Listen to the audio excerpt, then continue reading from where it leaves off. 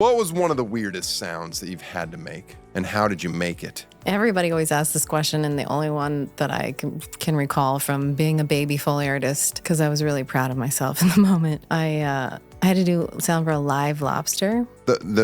The noise of them screaming when they're No, boiled? they were just they were just handling live lobsters, and obviously I'm not gonna go get a live lobster. So I took a shell of a flashlight, like a plastic one, emptied out the contents, put a chamois in it, a wet one, and then took like a cooking utensil, you know, the like claw cooking utensil with the circle, put that up against it, and was just kind of moving it around, and it sounded great for it.